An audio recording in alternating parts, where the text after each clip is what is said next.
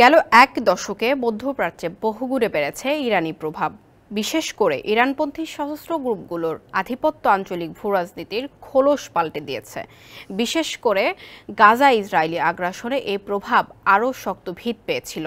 এমন অবস্থায় ইরানি প্রেসিডেন্ট ও পররাষ্ট্রমন্ত্রীর মৃত্যুতে কতটা প্রভাবিত হবে তেহরানের পররাষ্ট্রনীতি, এটাই এখন বড় প্রশ্ন। এরই মধ্যে এমন প্রশ্নের উত্তর খুঁজতে শুরু করেছেন পশ্চিমা বিশ্লেষকরা। বিস্তারিত থাকছে ডেস্ক রিপোর্টে। ইরানি প্রেসিডেন্ট ইব্রাহিম রাইসি ও পররাষ্ট্রমন্ত্রী হোসেন আমির আবদুল্লাহিয়ানের মৃত্যুতে মধ্যপ্রাচ্যের রাজনীতি অনেকটাই পাল্টে যেতে পারে বলে মনে করছেন অনেকে। আবার অনেক বিশ্লেষকের মতে এ মৃত্যু তেহরানের পররাষ্ট্রনীতি ও আচরণে কোনো প্রভাব ফেলবে না, কারণ দেশটিতে প্রেসিডেন্ট সর্বোচ্চ ক্ষমতার প্রয়োগ করতে পারলেও সে বিষয়ে সিদ্ধান্ত আসে খোদ সর্বোচ্চ ধর্মীয় নেতার কাছ থেকে। বাস্তবে ইরানের নীতিগত বিষয় কে নিয়ন্ত্রণ করেন তা আনুষ্ঠানিকভাবে স্বীকৃত নয় কারো কাছেই। দ্য টাইমস অব ইসরায়েলের এক প্রতিবেদনে বলা হয়, ইরানি প্রেসিডেন্ট মূলত একজন বাস্তবায়নকারী, তিনি কোনো সিদ্ধান্ত গ্রহণকারী নন। দেশটির মূল সব সিদ্ধান্ত গ্রহণ করে থাকেন সর্বোচ্চ আধ্যাত্মিক নেতা আয়াতুল্লাহ আলী খামেনি ও ইসলামী বিপ্লবী রক্ষী বাহিনী। প্রতিবেদনে বলা হয়, রাইসি ও আমির আবদুল্লাহিয়ানের মৃত্যুতে আঞ্চলিক সংঘাতকে কেন্দ্র করে তেহরানের নীতিতে কোনো পরিবর্তন আসবে না। ইউনাইটেড এগেইনস্ট নিউক্লিয়ার ইরানের পলিসি ডিরেক্টর জেসন ব্রডস্কাই জানান, ইরানের প্রেসিডেন্ট কেবল একজন বাস্তবায়নকারী, কোনো সিদ্ধান্ত গ্রহণকারী নন।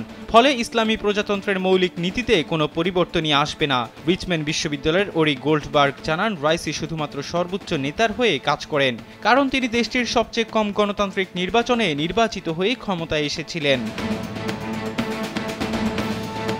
তবে হঠাৎ করেই প্রেসিডেন্ট ও পররাষ্ট্রমন্ত্রীর মৃত্যুতে ইরানের ক্ষমতায় একটি শূন্যস্থান তৈরি হয়েছে, যার ফায়দা নিতে লড়াইয়ে নামতে পারেন জ্যেষ্ঠ রাজনীতিবিদরা। যদিও ইরানের সংবিধানের 131 নম্বর ধারা অনুযায়ী বর্তমানে ক্ষমতায় বসবেন ভাইস প্রেসিডেন্ট মোহাম্মদ মুখবার। তার ক্ষমতা গ্রহণের 50 দিনের মধ্যেই প্রেসিডেন্ট নির্বাচনের বাধ্যবাধকতা রয়েছে।